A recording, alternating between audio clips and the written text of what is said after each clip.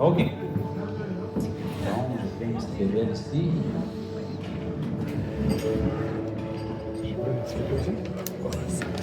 Je sais.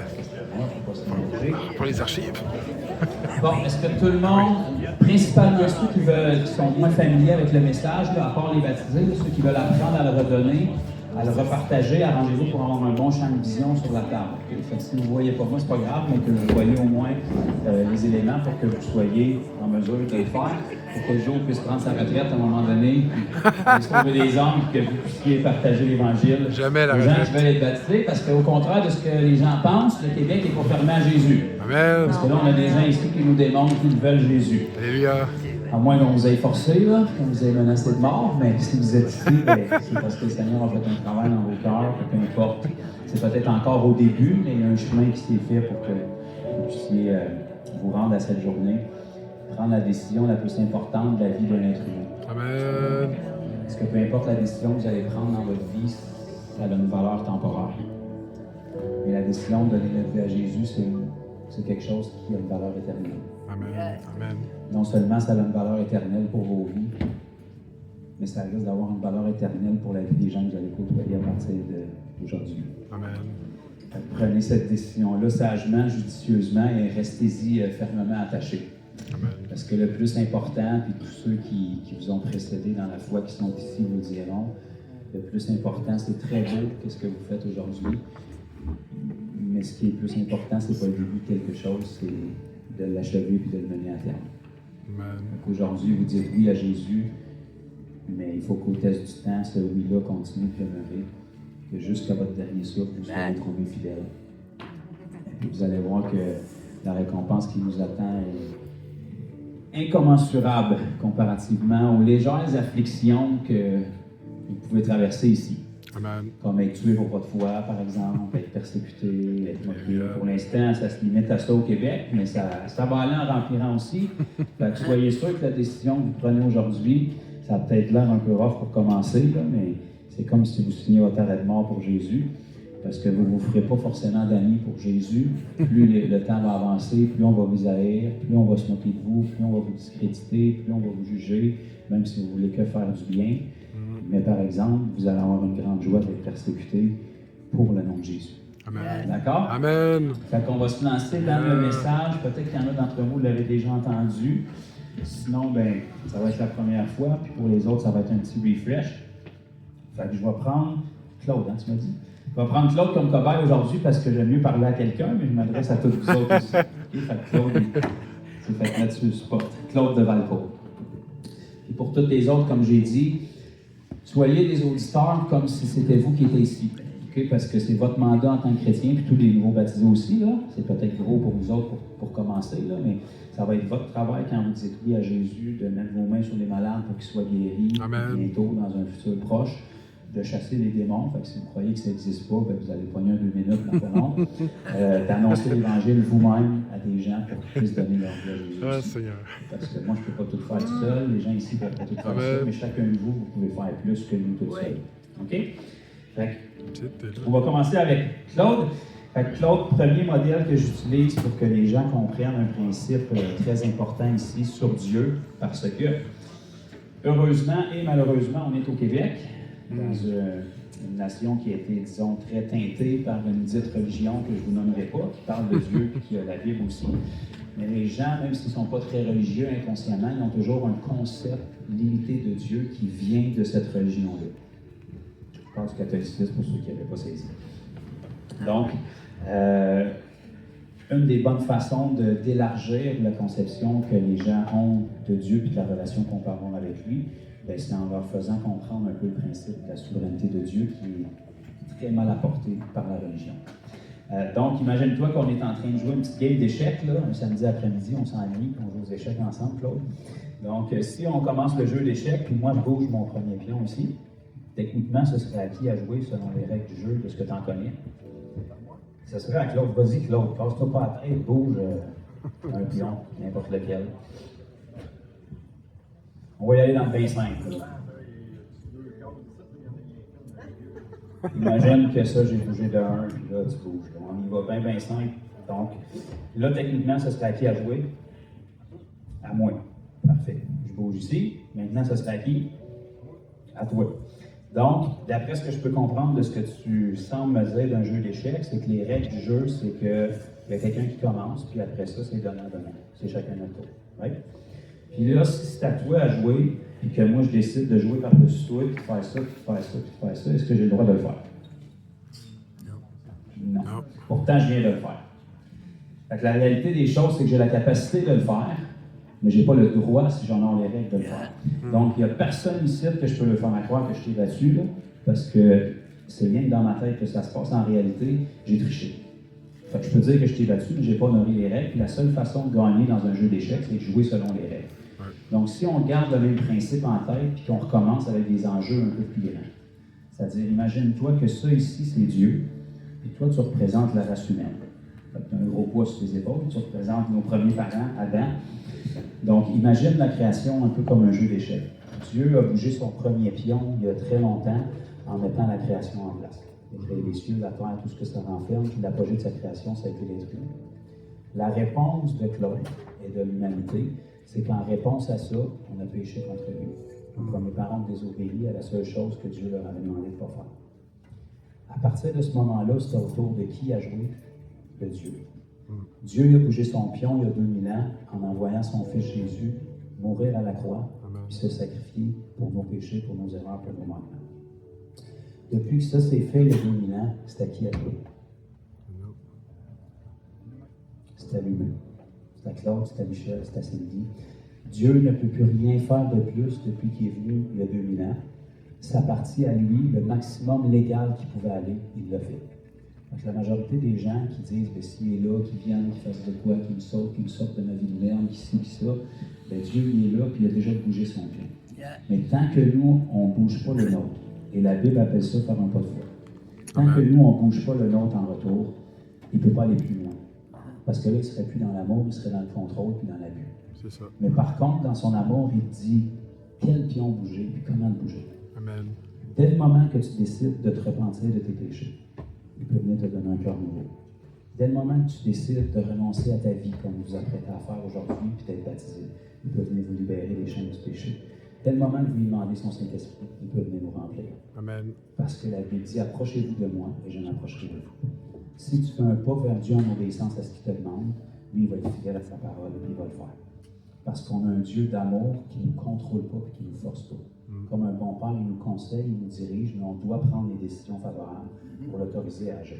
Amen. Fait que la notion que Dieu est en contrôle de tout, puis que tous les enfants malades qui meurent, qui sont abusés, qui sont violés, Dieu est là-dessus, les bras croisés, il regarde ça, puis il est en contrôle de tout. Non, Dieu est en charge de sa création, mais il n'est pas en contrôle de ce qui se passe parce qu'il a donné un pouvoir décisionnel à l'être humain, puis l'être humain l'utilise mal parce qu'il est sous l'influence du diable. C'est ça. Fait que le résultat de ce qu'on voit sur Terre, c'est pas Dieu qui contrôle ça. Au ciel, ça ne marche pas comme ça. Sur Terre, il a donné le contrôle à l'homme. L'homme contrôle mal les choses. Puis ça donne un accès au Dieu de ce monde qui fait toutes les injustices qu'on voit. Mais c'est pas ça que Dieu veut. Donc, est-ce qu'on comprend ce principe-là?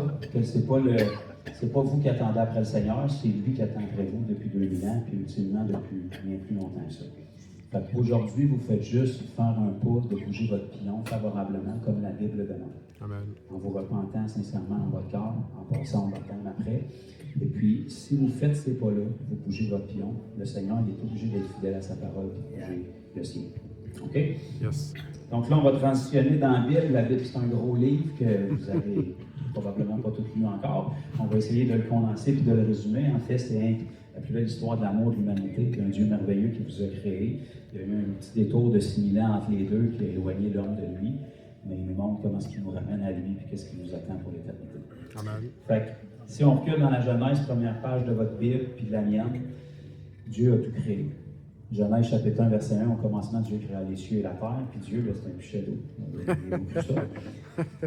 Il a créé, on va dire que ça, c'est le ciel, puis la table, c'est la terre, puis dans toute sa création, l'apogée de sa création, c'est 2 verres. 2 verres d'eau. Ils sont Adam et Ève. Ils sont pareils. Là, on n'a pas de problème avec les féministes, ils sont pareils. 2 verres pareils, ils sont propres tous les deux, ils sont beaux tous les deux. Donc, Dieu, dans toute sa création, à chaque fois qu'il disait quelque chose, sa parole avait le pouvoir de créer. Amen. Et à chaque fois qu'il créait quelque chose, il prenait le temps de dire, et Dieu vit que c'était bien, que c'était bon. Dieu n'a pas créé rien de mal, tout ce qu'il a créé, c'était bien. Ah. Et l'apogée de sa création, qui est l'être humain, il n'a pas pu juste parler pour créer l'être humain. La Bible nous dit qu'il est descendu, il s'est mis les mains dedans, puis il nous a formés avec la poussière du sol, puis il a soufflé la vie en nous, puis l'homme, nos premiers parents, Adam et Ève, sont devenus un homme vivant, qui ressemble légèrement à ce que vous voyez dans votre miroir aujourd'hui. Et au départ, Dieu est en parfaite communion avec eux. Imaginez-vous que l'eau, c'est l'Esprit de Dieu, et l'Esprit de Dieu était dans nos premiers parents, Adam et Ève, puis ils étaient en parfaite communion ensemble. On marchait ensemble dans le jardin d'Éden. Il n'y avait pas honte, il n'y avait pas de gagne, il n'y avait pas de mal, il n'y avait pas de maladie, il n'y avait pas d'injustice, il n'y avait pas de violence, il y avait en parfaite communion avec Dieu. En fait, la Bible nous dit qu'il les a créés à l'image et à la ressemblance de Dieu. C'est-à-dire que c'était comme des copies conformes. Et la preuve de ça, c'est que quand Dieu a créé les animaux, il les a tous fait venir un par un vers Adam, puis Adam les a nommés, puis ça porte le même nom aujourd'hui. Parce que quand Adam parlait, ça avait la même puissance que quand Dieu parlait, parce que l'Esprit de Dieu était en Adam, puis il était uni. Et puis parmi toute la création dans le jardin d'Éden, il avait mis l'arbre de vie, une salière qui a pogné l'humidité, et l'arbre de la connaissance du bien et du mal. L'arbre de vie, qui est une image de Jésus qui devait venir, c'était l'arbre, parmi tous ceux qui avaient là, c'était l'arbre qui mangeait pour se régénérer puis vivre éternellement. Parce que Dieu est un Dieu de vie, il ne crée rien pour que ça soit mortel. Dieu nous a créés pour qu'on soit éternel. L'être humain est encore éternel aujourd'hui. Pas de corps une limite, mais l'être humain continue d'exister éternellement, comme les anges, comme les démons. Et puis, cet arbre-là, c'est l'ange qui devait manger pour se régénérer. Il n'y avait pas de maladie quand le péché n'était pas entré dans l'humanité, mais si Adam, pour impressionner sa chérie Ève, se foule la cheville en cueillant une pomme d'un arbre, ben, il pouvait aller manger l'arbre de vie pour se régénérer. Et puis, il y avait un autre arbre qui était placé aussi, qui était l'arbre de la connaissance du bien et du mal. Et celui-là, Dieu leur a dit, 555, c'est clair, vous n'en mangez pas. Donc, c'est pas plus compliqué que ça. Il n'y a pas de truc, il n'y a pas de cachette. Vous n'en mangerez pas. Parce que le jour où vous en mangez, vous allez mourir. Fait que c'est pas plus compliqué que ça. C'est pas une option, c'est un commandement. Il n'y a rien de caché. Pourquoi un Dieu bon est allé mettre quelque chose comme ça dans le jardin d'Éden, qui est un endroit parfait? Bien, précisément parce que c'est un Dieu qui est bon. Dieu est une multitude de choses, mais avant toute autre chose, il est amour. Et l'amour ne peut pas exister sans un paramètre spécifique qui est la liberté. Si Dieu n'avait pas mis cet arbre-là dans le jardin, il n'avait pas créé des êtres par amour, il avait créé des robots ou des esclaves. Parce qu'il n'y avait aucune opportunité de lui démontrer leur amour. En mettant cet arbre-là, c'était la séparation entre la création et le Créateur. Parce que quand tu ressembles tellement au Créateur, tôt ou tard, tu peux commencer à penser que tu es Dieu. Et Dieu l'avait déjà vu ça avec le diable dans le passé. Cet arbre-là, c'est l'arbre que Dieu lui pouvait descendre et manger devant eux, parce que la connaissance du bien et du mal, ça appartient seulement à Dieu. Aucun homme ne peut faire face au bien ou au mal à moyen et long terme sans être séduit. Parce que tôt ou tard, on va penser que le mal est bien et que le bien est mal. Mais la notion du bien et du mal appartient à Dieu seulement. Donc ça, c'était la limite entre la création et le Créateur. C'était une preuve de l'amour de Dieu aussi qui leur laissait un libre arbitre. Si tu enlèves cet arbre-là du jardin, il n'y a pas de libre arbitre, il n'y a pas de liberté, il n'y a pas d'amour. En mettant ça ici, s'ils avaient été capables d'obéir à la seule chose que Dieu leur avait demandé, ils lui prouvaient leur amour.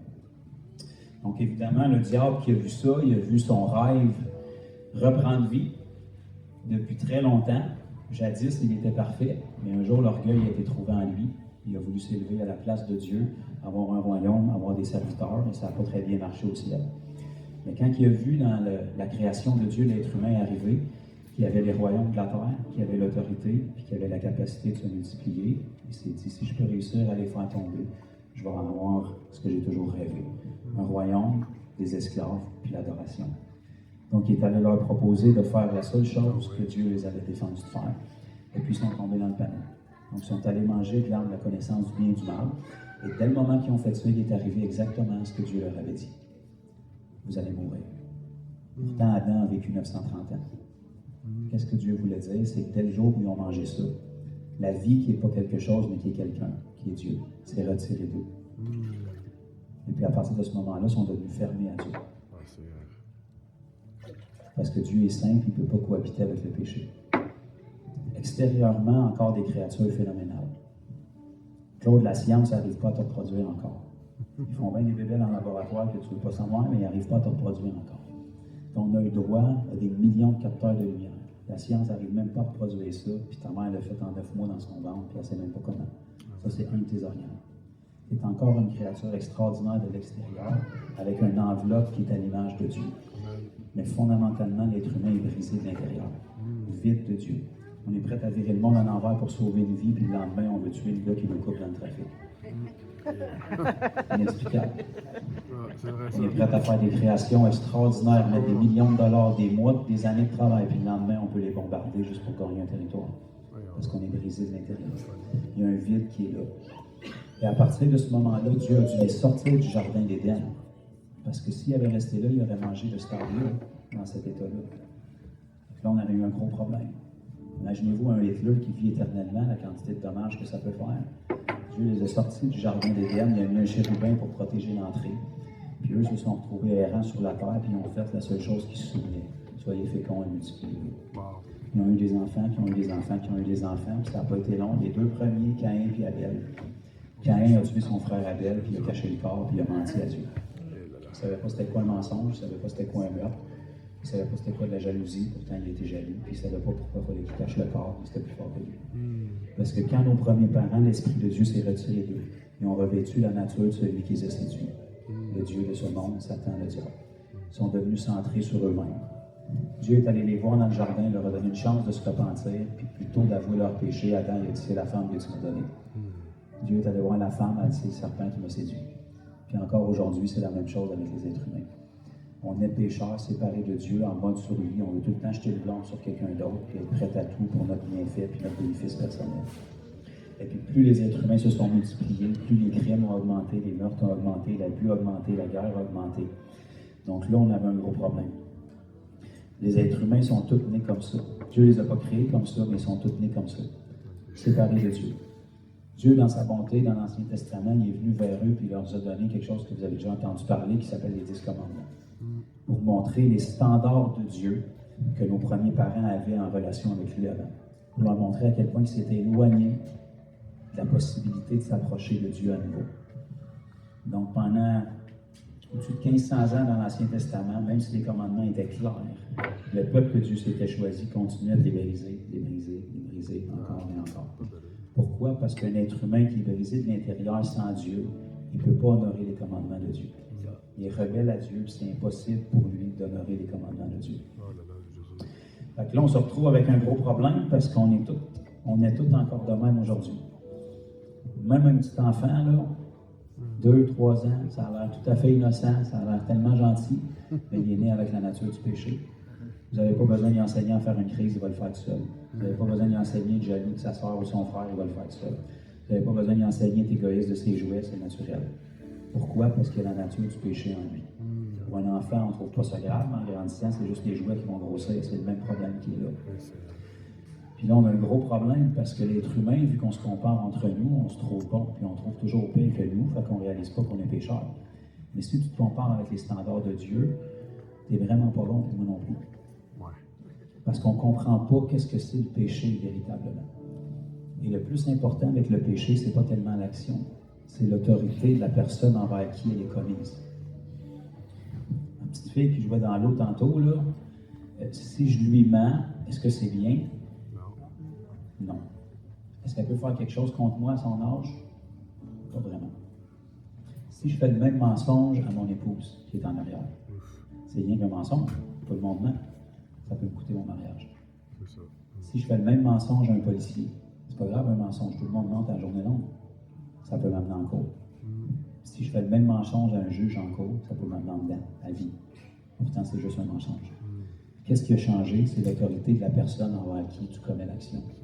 Plus l'autorité est grande, plus les conséquences vont être grandes. Mais vos péchés puis les miens, c'est pas envers une personne qu'on les a fait premièrement, c'est envers Dieu lui-même. Puis souvent, on ne réalise pas le poids de nos péchés et la gravité que ça a devant Dieu, parce qu'on se compare entre nous, puis il y a tout le temps pire. Wow. Imagine-toi que l'autre, que je te dis que tu es né dans une bonne année, une cuvée, que monsieur Elon Musk ou un autre a patenté une petite bidule, puis ils t'ont rentré une petite chip à la naissance pour tester des prototypes. Puis là, ben, t'as quel âge, Claude, si c'est pas inscrit? 40 ans. Bon. Fait qu'à 40 ans, t'as un petit bagage. Fait que là, cette année, pour ta fête, on invite toute ta famille, puis retire ça de là, cette petite chip-là. Puis on fait un petit montage de 60 secondes. Ça, c'est 60 fois une seconde. C'est pas vraiment long. Dans le fond, on prend juste les mauvaises pensées de Claude des 40 dernières années. 60 secondes, c'est pas vraiment grave. Fait qu'on prend pas les bonnes, on prend juste les mauvaises, puis on fait un petit montage. On met ça sur l'écran géant dans ton salon, puis on invite tes amis et ta famille, puis on regarde ça. Probablement que tu ne serais plus dans la pièce avant la fin du vidéo. Sachant très bien que tout le monde qui sont là avec toi, il y en a eu des aussi pires pensées. Mais le poids de la culpabilité que tes pensées soient mis à nu, tu ne serais pas capable de le tolérer. Mais depuis votre naissance puis la mienne, Dieu connaît chacune de vos pensées. Il connaît chacune des paroles qui ont été mises dans l'ombre. Puis la Bible dit, quand on va comparaître devant lui, tout va être nu et découvert devant sa face. Il est trop tard de l'autre côté pour négocier, il est trop tard pour dire je m'excuse, il est trop tard pour dire j'aurais donc Dieu. Puis la Bible nous dit que le salaire du péché, que tu en aies fait 1, 2, 3, 4, 1000, 1 milliard, le salaire du péché, c'est la mort. Quand même que tu ferais un paquet de bonnes actions, gloire à Dieu pour tes bonnes actions, mais ça n'efface pas tes péchés. C'est ça. Si tu es coupable de meurtre et tu t'en vas en cours, quand même que tu dis au juge, j'ai ouvert 12 orphelinats depuis, tu es coupable pareil. On va te féliciter pour tes bonnes œuvres, mais c'est pas comme ça que ça marche. Mais devant Dieu, le péché est tellement grave que ça nous mérite la mort. Fait que là, Dieu t'efface un dilemme. Il y a une création qui a créé pour être ses enfants, ses fils et ses filles. À cause de leur péché, il est séparé d'eux. Non seulement la relation est brisée, mais parce qu'il est juste, il se doit de les juger puis de les condamner. Puis la seule peine qui est valable, c'est la mort éternelle. Il fallait qu'il trouve un moyen légal de vous sauver ça, parce qu'aucun bon parent veut ça pour ses enfants. C'est là que Jésus est arrivé dans le portrait. Parce que tout le monde était pécheur, puis personne ne pourrait mourir à la place de quelqu'un d'autre. Il a fallu que lui descende dans un corps comme le nôtre, puis que lui vive une vie sans péché, pour qu'il puisse s'offrir à notre place. Il y a 2000 ans, grosso modo, Jésus est venu au monde à travers une vierge qui s'appelait Marie, qui n'est plus vierge. C'est en passant. Jésus avait 4 frères et des sœurs. Je m'excuse de briser. Non, et puis ce Jésus-là, il est né par voie naturelle, comme vous. Fait que vous comprenez l'image. La seule différence avec ce Jésus-là, c'est que son père n'était pas Joseph. L'ange a apparu à Marie qui était vierge, puis lui a dit, le Saint-Esprit va te couvrir de son nom. Et tu vas enfanter. Je ne vous expliquerai pas cette partie-là. Je ne la comprends pas, mais c'est Dieu qui a fait les organes. C'est comment ça marche. Dieu a placé le Saint-Esprit au-dessus de Marie, puis il a placé Jésus en elle. Et 9 mois plus tard, Jésus est venu au monde comme vous et comme moi. Il est né parfaitement humain comme vous et comme moi. Il a mis sa divinité de côté pour être pleinement humain. La seule différence, c'est que parce que lui ne venait pas de la semence d'Adam qui s'est passé de génération en génération. Est-ce que vous comprenez le mot semence? Je dois élaborer là-dessus. Donc, de génération en génération en génération, la génétique vient de la semence du père. La mère, bien évidemment, est fécondée, mais donc, parce que Jésus ne venait pas de la semence du premier homme déchu, mais venait de la semence de Dieu, bien, lui, il est né parfaitement humain comme vous et moi, mais il est né comme ça. Parfait. En parfaite communion avec Dieu. C'est pour ça que la Bible l'appelle le dernier Adam. Là où le premier Adam était jadis en communion avec Dieu puis qui a échoué, Jésus, qui était le dernier Adam, lui est né exactement comme le premier. La différence, c'est qu'Adam est venu au monde d'un monde parfait. Jésus est venu dans un monde brisé, déchu, avec des gens déchus aussi. À 30 ans, il a commencé son ministère public.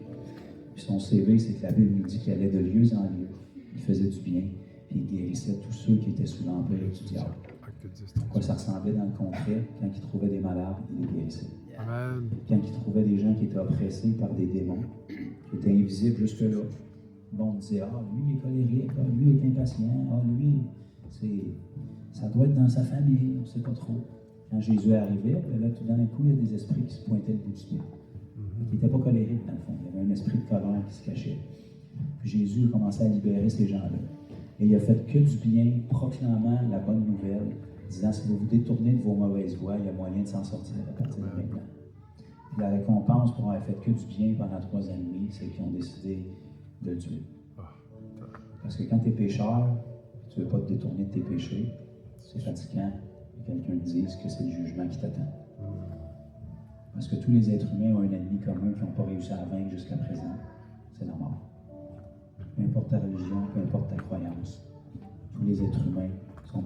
avec la mort, parce que c'est une réalité qui est commune à tous. Et puis non seulement on l'a tué, mais on l'a condamné à la pire mort qu'il y avait à cette époque-là. La plus souffrante, la plus humiliante, la plus agonisante, qui était une mort pour les criminels, alors que lui avait fait que du bien.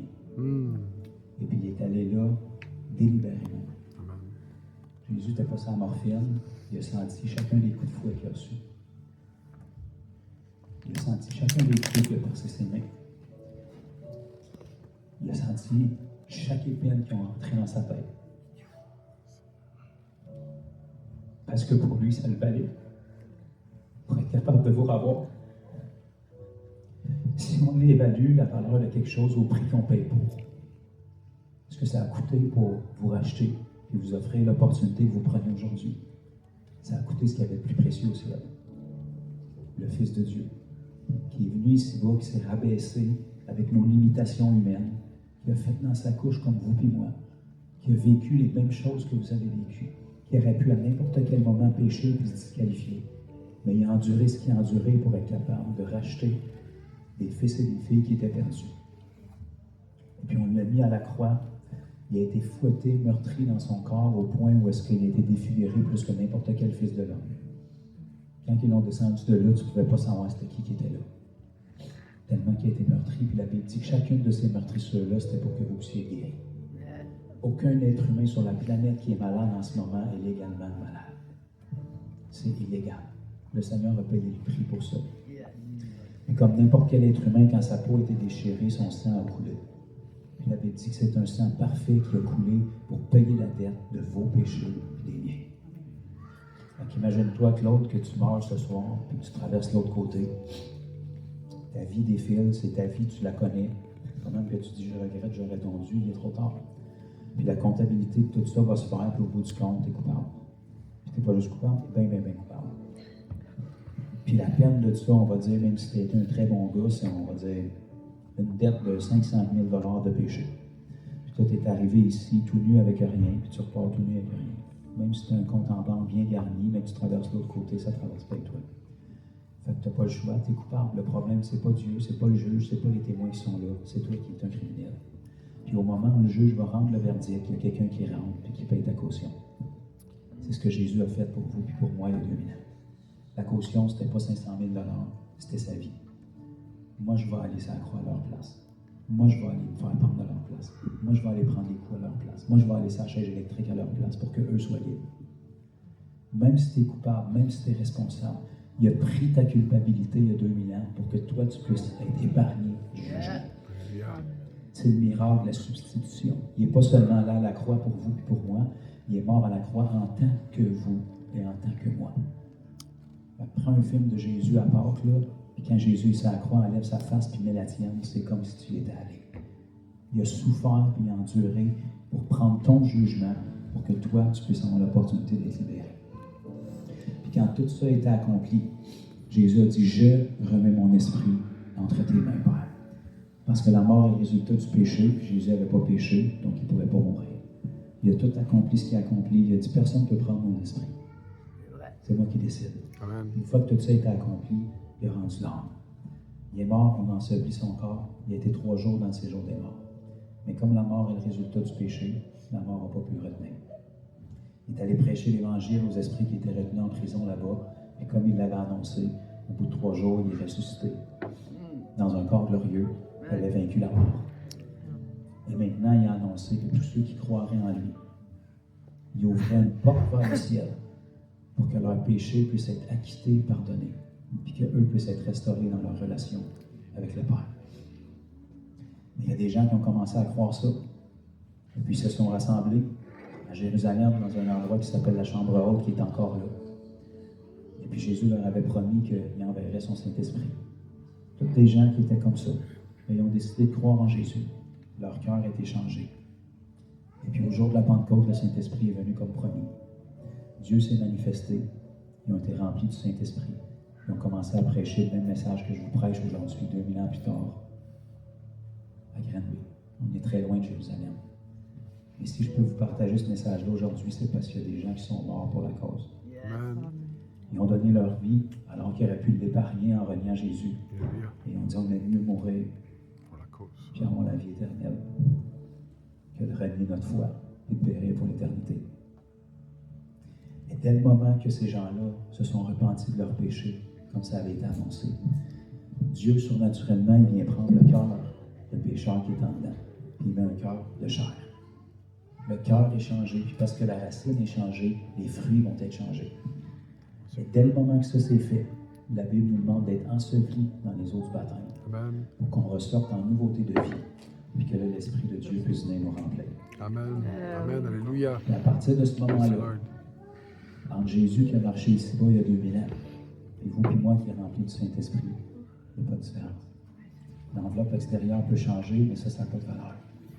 Parce que la raison pourquoi Jésus a vécu comme il a vécu, c'est parce qu'il était rempli de l'Esprit, puis l'Esprit s'est exprimé à travers lui. La Bible nous dit, si le même Praise the Lord. Esprit qui a ressuscité Christ demeure en vous, il va aussi redonner la vie à vos corps mortels.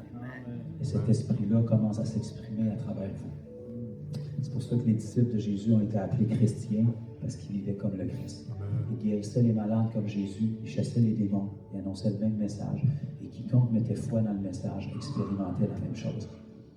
Lorsque Jésus vous demande aujourd'hui, comme à chaque personne qui est ici, c'est la même chose que lui a fait. Il est venu ici-bas, il a donné sa vie, il a été enseveli, puis il est ressuscité avec la vie éternelle. Amen. Donc, il vous demande de donner votre vie par la repentance. Amen. Il vous demande d'être enseveli dans les eaux du baptême, et que vous ressortiez de là avec la vie éternelle, pour qu'il puisse vous remplir de son esprit. Et commencez pas à vous contrôler, mais à vous prendre par la main comme un bon père, et à vous enseigner comme vous auriez dû l'être depuis votre naissance. Amen. Parce que Dieu, même s'il est infiniment grand, c'est notre Père céleste. Il veut vous enseigner comme des fils et des filles. Beaucoup d'entre vous, on n'a pas eu le privilège d'avoir des bons parents, parce qu'ils ne connaissaient pas mieux. Eux-mêmes en ont peut-être pas eu. Nous, on reproduit ce qu'ils avaient vécu. Mais ça ne change absolument rien à notre Père céleste. Et quand vous dites oui à Jésus, vous venez de signer le premier jour du restant de votre éternité. On est désolé que vos parents vous aient abusé. On est désolé que vous ayez été délaissés. On est désolé que vous avez été violentés. On est désolé que vous ayez vécu dans la pauvreté. On est désolé, mais on est dans un monde déchu. Mais quand Dieu rentre en ligne de compte, puis que vous commencez une nouvelle vie avec lui, le passé reste derrière. Puis maintenant, vous êtes réadopté par votre véritable Père. Puis là, vous comprenez réellement à qui vous appartenez. C'est pour ça que depuis votre naissance, vous n'êtes jamais bien, peu importe où est-ce que vous êtes, parce que ce n'est pas votre monde ici. C'est un monde qui est brisé. C'est un monde où on n'a pas eu de créneau d'émotion quand Dieu nous a créés pour faire face à la maladie, à la mort, à l'injustice, à la violence. C'est pour ça que la première fois où on y a été exposé, ça nous a troublés. Parce qu'on n'est pas fait pour ça. Il n'y a rien dans ce monde qui nous comble. Peu importe le nombre de femmes, d'hommes, de maisons, de chars, d'argent dans ton compte en banque. C'est vrai. Il va toujours être aussi vide. C'est Parce vrai. qu'il n'y a rien qui peut combler le cœur de l'homme, comme la place de Dieu. C'est vrai. Mais si tu ramènes l'Esprit de Dieu, qui est amour, dans un être humain, puis tu le remplis, il n'y a plus de vide. À partir de ce moment-là, tu peux arrêter de survivre et commencer à vivre. Amen. À partir de ce moment-là, tu n'as plus besoin des autres pour te combler. Tu peux commencer à bénir et déverser ton amour dans les autres. Amen. L'être humain a commencé à abuser de son prochain parce qu'il était vide d'amour. Et ce désir-là d'amour est là parce qu'on a été créé pour être un avec l'amour de Dieu. Mais quand notre relation a été coupée comme ça, le vide qui est ici, on a commencé à essayer de le combler comme ça. C'est pour ça que les mots les plus mal utilisés de la planète, c'est « je t'aime ». Parce qu'en réalité, quand l'être humain dit « je t'aime », il est en train de dire « j'ai besoin de toi, tu me combles, je t'aime pour moi ». Mais tu ne me combles plus, je vais aller me combler ailleurs. Fait qu'en réalité, c'est pas « je t'aime », c'est « j'ai un vide, puis tu es le mieux pour le combler en ce moment ». Quand Dieu dit « je t'aime », c'est pas un Dieu qui tombe en amour avec vous. Dieu est amour. Même s'il ne va jamais rien en soutirer. Son amour est inconditionnel. Elle ne peut pas être plus grand, elle ne peut pas être moindre, elle ne peut pas être achetée. Il est amour. C'est sa nature, c'est sa personne. Il n'y a rien que vous pouvez dire ou faire qui va changer son amour pour vous. Maintenant, la question, c'est est-ce qu'on est prêt à le recevoir ou non? Et comme beaucoup de Québécois qui se posent la question, comment est-ce qu'un Dieu qui a autant d'amour peut créer l'enfer et envoyer le monde en enfer? La vraie question qu'on devrait se poser, c'est pourquoi choisir l'enfer plutôt qu'un Dieu d'amour? Parce que la décision n'est pas la sienne et la nôtre. La Bible nous dit qu'il n'a pas créé l'enfer pour l'être humain, il l'a créé pour le diable et ses anges, Amen. Lors du qui ballon. ont déjà pris leur décision. Mais malheureusement, tous les êtres humains qui prennent la même décision qu'eux vont devoir aller à la même place qu'eux. Pas parce que Dieu veut ça, parce qu'on choisit ça. Mais la Bible dit, si vous entendez sa voix, n'endurcissez pas votre cœur. Parce que ça peut être la dernière fois que vous l'endurcissez. Aujourd'hui, c'est le jour du salut. Amen. Parce que demain, on ne sait pas si on l'a. Si on saisit cette grâce-là, qui était méritée, et qu'on dit, Seigneur, je ne savais pas mieux. Les dernières paroles de Jésus, ça a été, Père, pardonne-leur, ils ne savent pas ce qu'ils font.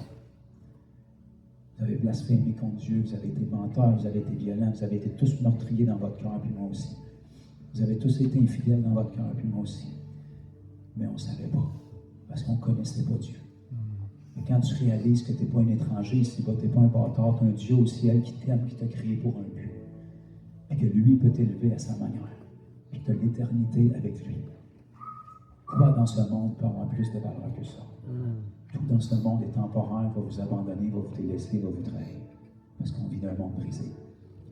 Mais si tu es dans ce monde, mais que tu ne viens pas de ce monde, ton cœur est comblé. Et tu n'es plus sujet aux circonstances du monde, mais c'est toi qui commences à affecter les circonstances autour de toi. Jésus a été enlevé devant leurs yeux 40 jours après sa résurrection, puis il leur a dit, je vous promets que je vais revenir par le Saint-Esprit. Amen. Ça s'est passé. Et depuis ce temps-là, il nous a dit, il faut que cette bonne nouvelle que je suis en train de vous annoncer soit annoncée par toute la terre. Amen. Alors viendra la fin. Là-dessus. Parce que de la même manière que Jésus est parti il y a 2000 ans sur la montagne des Oliviers, il va revenir exactement à la même place, sur la montagne des Oliviers. Et lorsqu'il va revenir, il va revenir avec vous et moi. Amen. Parce que la première fois quand il est venu pour sauver. Mais qu'il revienne prochainement, ce ne sera plus pour sauver, malheureusement. Ouais. Ça va être pour donner ce que les gens veulent. Si tu ne veux pas de la grâce de Dieu, tout ce qui te reste, c'est son jugement. Puis autant que Dieu est bon, il est juste. Et parce que Dieu est bon et il est juste, il faut qu'il juge. Mais son désir, c'est que quand il revienne, tu ne fais pas partie de ceux qui l'ont rejeté. Parce que comme un bon père, il ne se plaît pas de juger aucun de ses enfants. Mais il se doit d'être juste. Et depuis 2000 ans, il y a des gens qui répondent à l'appel, comme vous allez le faire aujourd'hui, qui expérimentent la parole, qui reçoivent la vie éternelle. Et quand tu as un cadeau comme ça, Jésus te garde ici-bas sur terre pour une seule raison. Pour que tu puisses le partager au plus de monde autour de toi. Pour que tu puisses être ses mains, ses pieds, sa bouche, pour guérir les gens, pour délivrer les gens avec son esprit. Et pour leur tendre la main eux aussi, pour leur dire, je n'étais pas mieux que toi. Je ne savais pas mieux. Mais maintenant que tu sais, pourquoi rester comme ça? Un Dieu qui t'aime au ciel, qui t'attend à bras grands ouverts. Ce que tu as fait, on le met en arrière, il a déjà payé le prix pour ça. Amen. On est prêt à tourner la page et à repartir en eux si tu es juste prêt à renoncer à ta vie. Le Seigneur a dit, si tu renonces à toi-même et que tu te charges de ta croix pour me suivre. Si vous renoncez à vous-même, le diable n'a absolument aucun outil qu'il peut utiliser. Parce que votre plus grand ennemi, ce n'est pas le diable, c'est vous-même.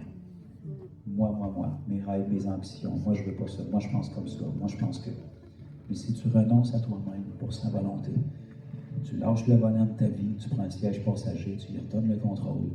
Et comme il connaît le début de la fin, tu es bien plus en sécurité avec lui quand c'est toi qui pilote. Si tu es tanné de pogner le champ, lâche le volant, donne-y. Et tout ce que Dieu te demande, c'est de lui redonner quelque chose qui ne t'a jamais appartenu de toute façon. Ta vie. Parce que le concept que c'est notre vie, là, c'est nous autres qui avons inventé ça. C'est pas votre vie, c'est pas la mienne. On a été créés par lui et pour lui. Amen. Tu n'as pas le contrôle sur le souffle que tu viens de prendre, ni sur le prochain. Puis tu penses que c'est ta vie, puis non seulement c'est pas assez de contrôler la tienne, tu veux contrôler celle des autres. Même pas capable de prédire la température correctement qu'il va faire demain. Puis on a l'arrogance d'essayer de contrôler Dieu. Dès le moment que tu réalises que c'est pas ta vie, il te l'a confié pour que tu y rentres délibérément le plus vite possible. Quand tu y redonnes ce que tu as de plus précieux qui est ta vie, puis tu lui dis, aurait jamais dû m'appartenir. Je te redonne ce qui t'appartient, puis tu peux certainement faire plus avec que ce que j'ai fait jusqu'à présent. Praise the Lord. Dès le moment que tu fais ça, le plus grand miracle de l'univers qui se produit dans votre cœur. Le péché est enlevé, l'Esprit de Dieu vient. Vous devenez un enfant de Dieu. On ne naît pas enfant de Dieu, on devient enfant de Dieu par choix. Et dès que ça c'est fait, votre vie va radicalement changer à la mesure où vous obéissez à ce qu'il va vous dire. Et à partir de ce moment-là, vous allez arrêter d'être en manque ici-bas. mais vous allez être comblés, puis vous allez commencer à déverser dans les autres. Alléluia. Et Jésus va revenir comme il l'a promis. Amen. Si vous avancez dans votre Bible, Apocalypse chapitre 22, vous allez voir les mêmes choses que dans Genèse chapitre 1. Un paradis terrestre sur terre, où est-ce que le royaume de Dieu s'est établi sur terre. Vous allez voir réapparaître l'arbre de vie qui est là. Et puis Dieu s'est racheté un peuple qui va vivre éternellement avec lui, comme c'était son plan parfait au départ.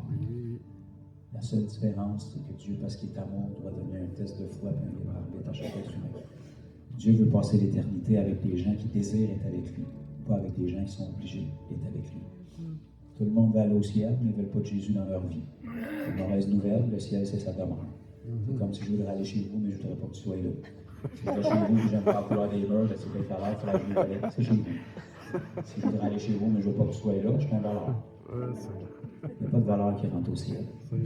La seule porte pour rentrer au ciel, c'est Jésus. Puis c'est pas à lui à s'adapter à nous, c'est à nous à s'adapter à lui.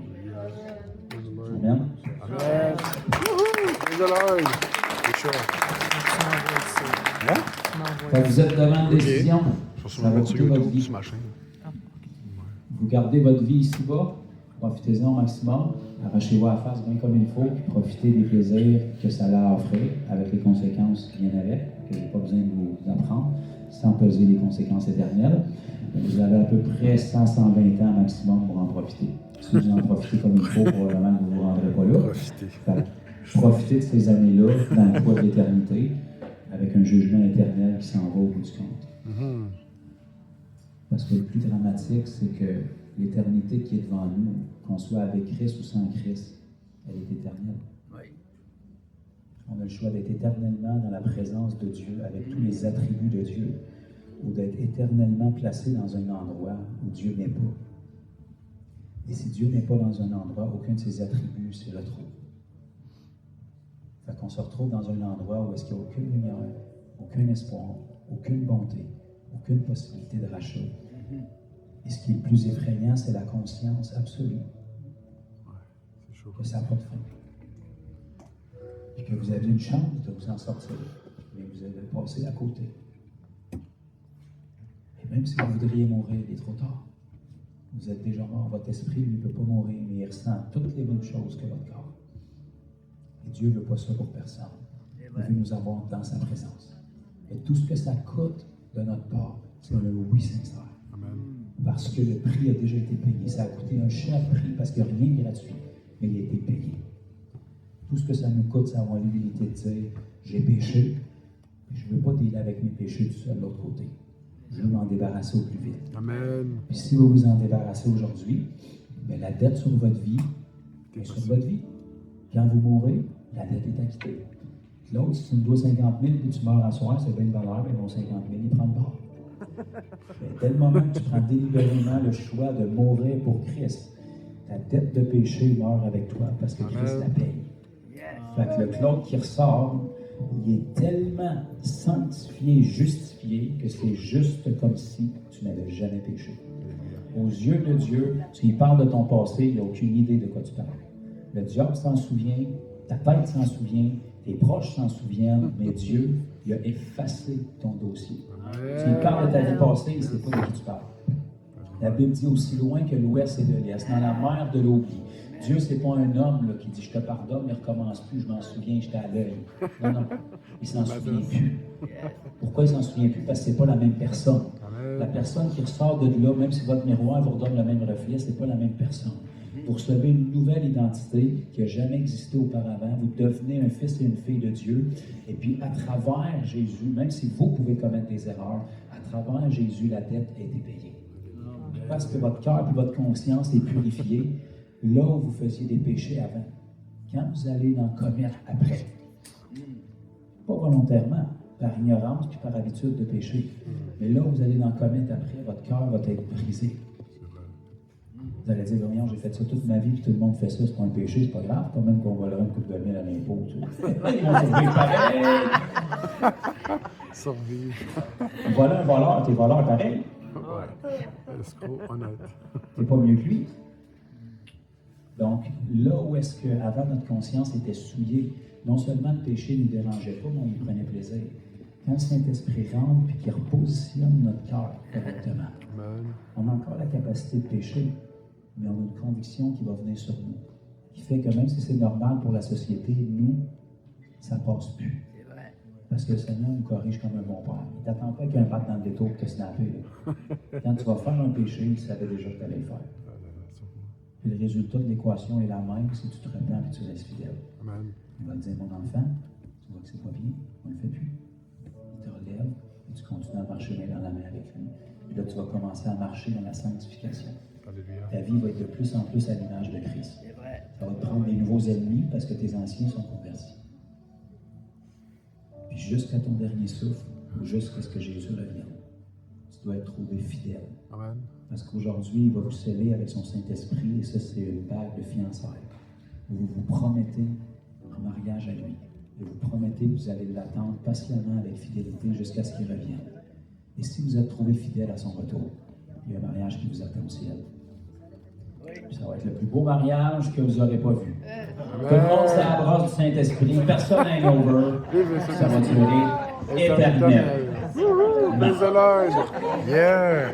Donc, Merci Seigneur Jésus. la question aujourd'hui, c'est êtes-vous prête à mourir volontairement aujourd'hui, puis donner votre vie à Christ? Oui. Et de conserver votre vie, puis mourir, bien que ça arrive, mais avec les conséquences qui viennent après.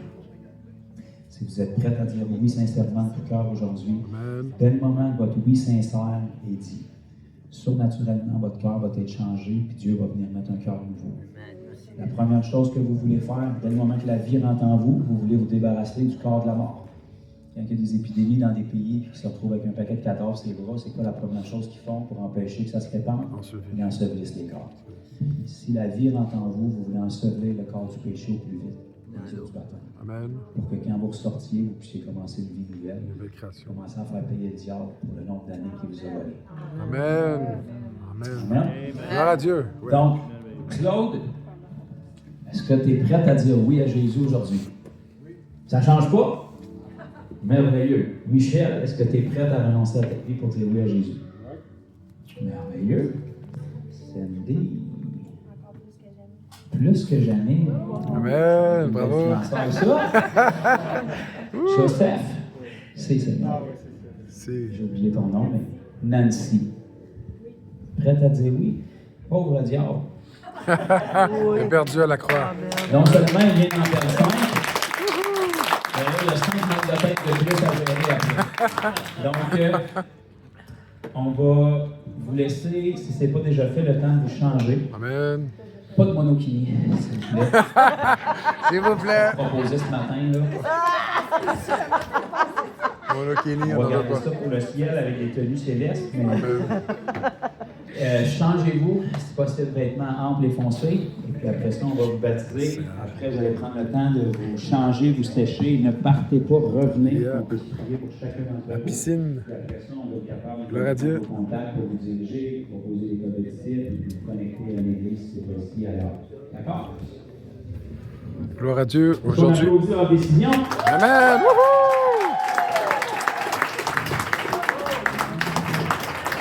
Aujourd'hui, 5 baptêmes grâce à Dieu. Gloria a Deus. Merci Jésus.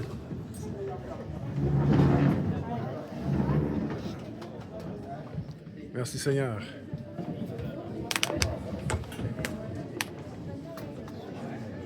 Donc 5 baptêmes grâce à Dieu. Le baptême, l'évangile a été annoncé. Merci Seigneur. Moi je me suis baptisé aussi. Tout va bien, gloire à Dieu. On va dans la piscine aujourd'hui les amis. Eh oui. Gloire à Dieu. Je me suis baptisé ici, gloire à Dieu. Avec la petite qui est là.